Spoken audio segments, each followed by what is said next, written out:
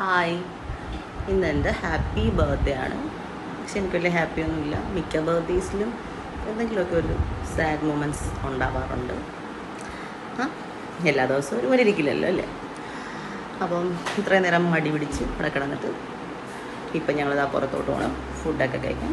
വേറെ വലിയ സെലിബ്രേഷൻസ് ഒന്നും തന്നെ ഇല്ല. അങ്ങനെ ബർത്ത്ഡേക്ക് ഡിന്നർ കഴിക്കാമെന്ന് വെച്ച് നേരെ ഓൾ സ്പൈസിലോട്ട് പോയി. ക്വാളിറ്റി വൈസും ക്വാണ്ടിറ്റി വൈസും എനിക്കെപ്പോഴും കൊല്ലത്ത് ബെറ്റർ ഓപ്ഷനായിട്ട് തോന്നിയിട്ടുള്ള നമ്പർ 1 റെസ്റ്റോറൻറ്റിലൊന്നാണ് ഓൾ സ്പൈസ്. അങ്ങനെ നേരെ അങ്ങോട്ട് പോയി. അവിടെ പുറത്ത്, അതായത് റെസ്റ്റോറൻറ്റിലോട്ട് എൻട്രി ചെയ്യുന്നതിന് മുന്നേ ആയിട്ട് തന്നെ ഒരു കൗണ്ടറുണ്ട്. അവിടെ അത്യാവശ്യം പുഡിങ്ങും ഡെസേർട്ട്സും സ്വീറ്റ്സും എല്ലാം ഉണ്ട്. അങ്ങനെ ഡാനിയുടെ പപ്പായും പോയി ഡാനിക്ക് സേഫ് ആയിട്ടുള്ളൊരു പ്ലേസൊക്കെ നോക്കി ചൂസ് ചെയ്ത് അവിടെ ഇരുന്നു. ഡാനി അവിടെ എത്തിയപ്പോൾ തന്നെ ഡാനിയുടെ പണികൾ തുടങ്ങിയിട്ടുണ്ട്. അങ്ങനെ പപ്പ ഡാനിയുടെ അടുത്ത് ചോദിക്കുന്നുണ്ട്. അപ്പുറത്തൊരു ബേബിയുണ്ട്. ആ ബേബിയെ കണ്ട ക്യൂരിയോസിറ്റിയിലാണ് ഡാനി ഇപ്പോൾ നിൽക്കുന്നത്. പിന്നെ അവിടുത്തെ ലൈറ്റിൽ നമുക്ക് നല്ല ഗ്ലോ ഫീൽ ചെയ്താണ്. ഞാനും കുറച്ച് ഫോട്ടോസും വീഡിയോസൊക്കെ എടുത്ത് ഷോ കാണിച്ചു. അപ്പോഴത്തേക്ക് ഞങ്ങളുടെ ഫുഡ് വന്നു. പിസ്സ, അവിടുത്തെ സ്പെഷ്യൽ ഗ്രില്ല്, പ്രോൺ റോസ്റ്റ്, പിന്നെ കുറച്ച് ബ്രെഡ് ഐറ്റംസൊക്കെയാണ് ഞങ്ങൾ ഓർഡർ ചെയ്തിരുന്നത്.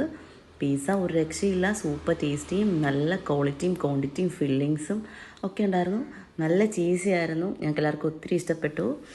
അങ്ങനെ അതൊക്കെ കഴിച്ചുകൊണ്ടിരിക്കുകയാണ് ഞങ്ങൾ. സമയമെടുത്താണ് അത്യാവശ്യം കഴിച്ചത്, കാരണം ഡാനി ഉള്ളത് കൊണ്ടിട്ടും ഡാനിക്കും കൊടുക്കണമല്ലോ. ഇതിനിടയിലൊരു സീൻ എൻ്റെ കണ്ണ് നിറയിച്ചു. ഡാനി ഒറ്റയ്ക്കിരുന്ന് ഫുഡ് കഴിക്കുകയാണ്. എൻ്റെ കുഞ്ഞ് ഇത്രത്തോളം വലുതായല്ലോ എന്ന് ഓർത്തിട്ട് എനിക്ക് സന്തോഷവും സങ്കടവും ഒക്കെ ഫീൽ ചെയ്തു.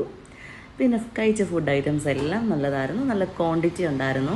നല്ല വലിയ പ്രോൺസ് ആയിരുന്നു റോസ്റ്റിലുണ്ടായിരുന്നത്. അങ്ങനെ കഴിച്ചിട്ട് തിരിച്ചിറങ്ങിയപ്പോഴത്തേക്ക് ഈ അങ്കിളിനെ ഡാനി വന്നപ്പോഴും നോട്ടം ഇട്ടിരുന്നു. ഓടിപ്പോയി അങ്കിളിൻ്റെ അടുത്ത് എടുക്കാൻ പറഞ്ഞു. അങ്ങനെ അങ്കിൾ കുറച്ച് കൊഞ്ചിക്കുകയും കളിപ്പിക്കുകയൊക്കെ ചെയ്തു. അപ്പോഴത്തേക്കൊരു കോൾ വന്നു, വീട്ടിൻ്റെ ഫ്രണ്ടിൽ ഒരാളുണ്ടെന്ന്. ഞങ്ങൾ എത്തുന്നതിന് മുന്നേ അവരിവിടെ എത്തിയിരുന്നു.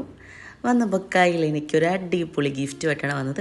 ഞാൻ പറഞ്ഞില്ല, എനിക്ക് അങ്ങനെ വലിയ ഗിഫ്റ്റൊന്നും കിട്ടാറില്ല. കിട്ടിയപ്പോൾ എനിക്ക് നല്ല സന്തോഷം. നല്ല അടിപൊളി ഡ്രസ്സായിരുന്നു, കുറച്ച് വലുതാണ്.